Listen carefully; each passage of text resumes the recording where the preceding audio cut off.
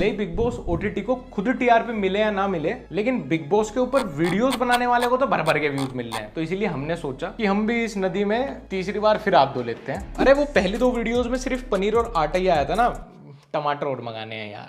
Finally big boss वालों को समझ आ गया कि इंस्टेंट टीआरपी तो सिर्फ यूट्यूबर्स ही दे सकते हैं इस शो। बाहर से तो काफी सारे दे ही रहे हैं, तो कुछ को अंदर भी बुला लो। मैं इसी बात से खुश हूं कि अब बिग बॉस वाले एटलीस्ट यूट्यूबर्स की फेम को कंसीडर तो कर रहे हैं। नहीं तो भैया ये अपनी शेल से निकलने को तैयार ही नहीं थे। अब शो की व्यूअरशिप में एलविश यादव व्लॉग्स के 1 मिलियन डेली के यूजर्स तो जुड़ ही गए, क्योंकि अब भी उनको 24 घंटे व्लॉग ही देखने को मिलेगा। बस घर गुड़गांव से मुंबई शिफ्ट हो गया। और इन बिग बॉस और टीवी वालों से घर के अंदर इकलौता यूट्यूबर फुकरा इंसान तो झिल नहीं रहा था। अब एलविश यादव भी अंदर चला गया। बिग बॉस आप सभी घर वालों को बताना चाहते हैं सिस्टम। एल्विश आप यहाँ ये सब नहीं बोल सकते, बताइए क्या शिकायत है। अरे सुबह वो गाना क्यों नहीं बजा उठते हुए? अरे तेरे शहर में है रुक्का बाजार राव साहब का। जिसके गले में आप हाथ डाले बैठे हैं वो कटारा नहीं बल्कि पूजा जी हैं। ला भाई सिस्टम। और please bar bar store room में आके हुक्का मत मांगे, पूजा जी को बुरा लगेगा।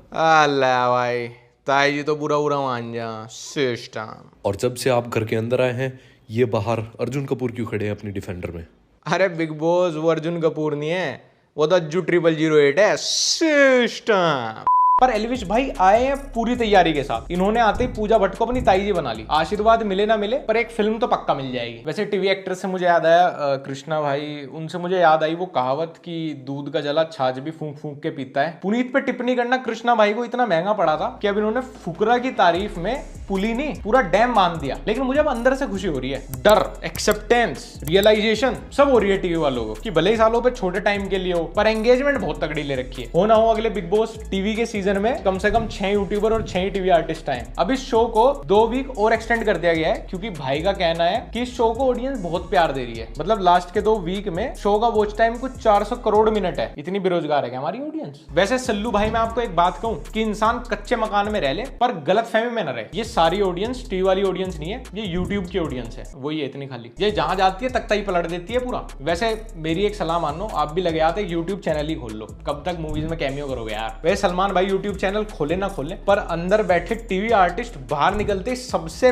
पहले यूट्यूब चैनल का ही फीता काटने वाले हैं। और अब तो घर के अंदर एलविश भाई की भी एंट्री हो गई। अब बिग बॉस को ज्यादा टाइम नहीं लगेगा सिस्टम हाउस बनने में। लेकिन यार मैं एलविश भाई से फिर भी थोड़ा सा नाराज हूं उनकी व्लॉग ऑडियंस होने के नाते। उन्होंने इस बार वो कर दे जो उन्होंने कभी नहीं किया। अरे बिना कटारिया के चले गए यार अंदर, और हमें असमंजस में भी डाल दिया कि वोट फुकरा इंसान को करें एलविश यादव को। वैसे तुम्हें सच बताऊं, जब एलविश यादव घर के अंदर जा रहा था तो मेरी उससे बात हुई थी। मैंने कहा यार अब तुम भी घर के अंदर जा रहे हो, अंदर अभिषेक पहले से ही है, मैं किसको वोट करूंगा? तो एलविश ने कहा कि भाई चॉइस बदल लेनी चाहिए, वोट तो हमेशा बीजेपी को ही दे।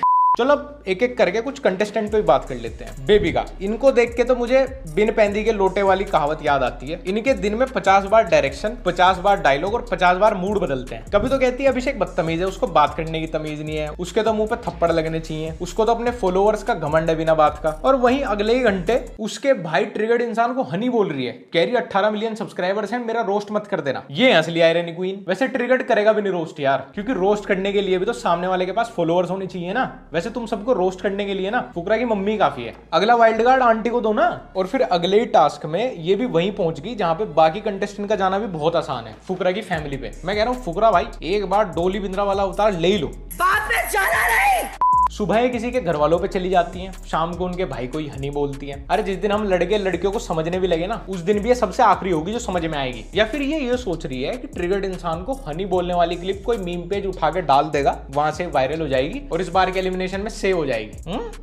चंट। और मात्र 1 दिन लगा इसको अपना हनी बदलने में। इधर एलविश यादव की एंट्री हुई और उधर उसकी चॉइस बदल गई। इसको कोई बताओ यार, एलविश यादव इसका दिल नहीं बल्कि इसकी गाड़ी चुरा लेगा और उस पर रैप करा के एक व्लॉग निकाल लेगा अपना। वैसे यूट्यूबर्स के एंगेजमेंट और उनके फॉलोअर्स देख के दावा करते हैं कि यूट्यूबर्स के फॉलोअर्स तो फेक हैं। अरे भैया जिन्होंने खुद 150 रुपए में 1000 फॉलोअर खरीद रखे हो वो दूसरों के अकाउंट के एंगेजमेंट की बात नहीं किया करते। और जैद हदीद भाई तो इस शो में ऐसे दिख रहा है जैसे आईसीसी इवेंट्स में स्कॉटलैंड दिखता है। ये जब तक फ्रेंच मूड में था ये तब तक हाईलाइट हो रहा था। ज्यादा। बाकी आधा टाइम तो या तो ये घर पे भीड़ बढ़ाने का काम कर रहा है या फिर लड़कियां छेड़ने का। कसम से बता रहा हूं मैं तुम्हें, इस हरामी को हिंदी भी अच्छे समझ में आती है, ये जानबूझ के अनजान बनता है। लड़की की बात अगर हरियाणवी में भी होगी ना, इसको सारी समझ आ जाएगी। और फलकनाज ने भी सेम स्क्रिप्ट फॉलो करते हुए फुकरा की परवरिश पे सवाल खड़े कर दिए कि ये तो अपनी माँ से भी ऐसे ही बात करता होगा तन के। देखो भैया, मुझे फुकरा की परवरिश का ऐसे एग्जैक्टली तो पता नहीं, पर हाँ उसके इतने संस्कार तो हैं कि उसकी फैमिली को कभी उसकी बेगुनाही के सबूत पूरे मीडिया के सामने तो नहीं देने पड़ेंगे। और अविनाश भाई के तो बिग बॉस में और सीरियल्स में सेम ही हाल है, दोनों ही जगह अपना इंपैक्ट नहीं दे पाए। और देखो, सबसे पहले जब मुझे नशे के बारे में पता चला था ना, तो मुझे पता चला था कि बियर बहुत खतरनाक है। फिर मुझे पता चला कि नहीं भैया दारू बहुत खतरनाक है। फिर मुझे पता चला कि नहीं भैया सूखे नशे बहुत खतरनाक है। पर अब मुझे पता चला कि भैया सबसे खतरनाक है गत्तों का नशा, क्योंकि इस शो की एडिटिंग होती है गत्ते फूंकने के बाद। जहां एक तरफ इन्होंने फुकरा भाई की भैंस की आंख को तो बहनचोद बना दिया, वहीं दूसरी तरफ जब सलमान भाई आराम से टेंशन फ्री सिगरेट पी रहे थे तुम्हारे ऊपर भरोसा करके, तो वाइड एंगल शॉट की जगह क्लोज शॉट भी तो दे सकते थे तुम। यही वजह है अब बिग बॉस पिछले 2 दिन से 13+ की जगह 16+ दिखा रहा है। जैद हदीद भाई को थोड़ा सा और खुला छोड़ो,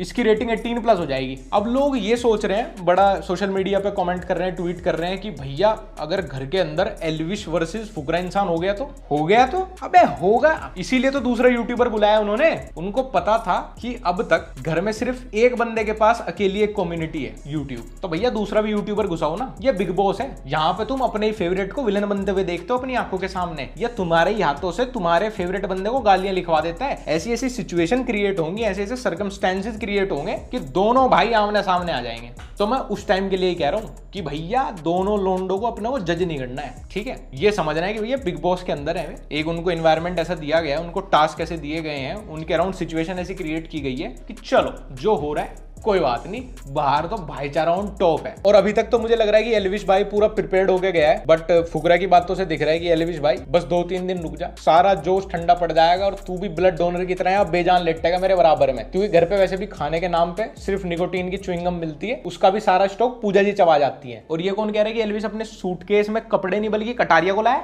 और एल्विश फिलहाल फुकरा से ट्रॉफी ले जाए या ना ले जाए, पर जिया तो रियलिटी शोज का वैसे इतिहास रहा है पॉलिटिकली एक्टिव क्रिएटर्स के करियर को बूस्ट देने का। जैसे लोग अपने मुनव्वर फारूकी के करियर को दिया, और अब बिग बॉस पूरा इंसान के करियर को दे रहा है। हाँ भाई पूरा इंसान। और सुनने में तो ये भी आ रहा है कि एल्विश को घर के डेकोर का कलर पसंद नहीं आया और वो उस पर भी रैप कराने की बात कर रहा है। और एल्विश अगले हफ्ते घर के अंदर सब लोगों को खुद को कैप्टन बनाने के लिए कन्विंस कर पाए या ना कर पाए, पर एक फॉर्च्यूनर लेने के लिए जरूर कर देगा। और इतने में ही जब मैं वीडियो शूट कर ही रहा था, एक इंसिडेंट और हो गया घर के अंदर, जहां पे बहुत सारे घर वाले मिलकर एल्विश का मजाक बना रहे थे फुकरा के साथ। मतलब फुकरा उस बात पे हंस रहा था, जबकि उसने सुबह सुबह वो चीज एल्विश के सामने कन्फेस भी कर दी। बट उतने में ही बवाल हो गया कि अरे फुकरा भाई ने पार्टी बदल ली, फुकरा भाई तो दोगले निकल गए। देखो ऐसा नहीं है, जैसे मैं वीडियो में बीच में भी कहा कि ये बहुत जल्दी है किसी को जज करने के लिए, भाईचारा टॉप पे ही रहेगा। और वो गेम ऐसा है, उस गेम का फॉर्मेट वैसा ही है। और बहुत सारे घर वालों के बारे में बात करते हैं, भाई 24 घंटे होते हैं पूरे, लेकिन इसमें दिखाया जाएगा सिर्फ एल्विश और अभिषेक का। क्योंकि बाहर जिस चीज के बारे में सबसे ज्यादा बात होगी, उसी चीज को नेगेटिव करके कैमरा पे दिखाया जाएगा। तो बेटर है यार, उन्हें उनके तरीके से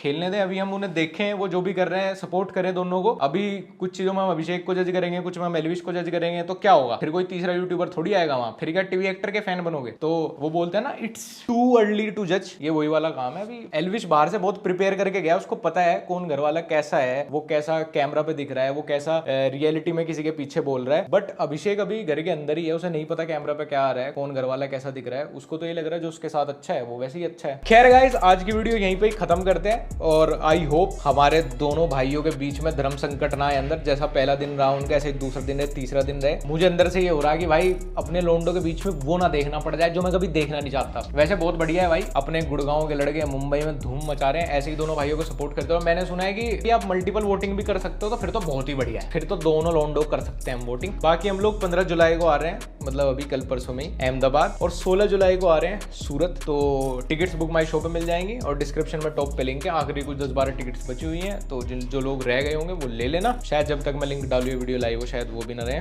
बट ट्राई कर लेना एक बार। और बाकी शहरों में भी हम जहाँ आ रहे हैं वहाँ सबके टिकट्स लाइव हो चुके हैं, वहाँ डेट्स लाइव हो चुके हैं बुक माई शो पे। इस लिंक से भी चले जाओगे, बुक माई शो पे सर्च करके भी चले जाओगे। मेरे को इंस्टाग्राम पे @लक्ष्य फॉलो करना ना भूलें, और हमारा व्लॉग चैनल लक्ष्य चौधरी व्लॉग्स अगर अभी तक नहीं देखा तो क्या देखा।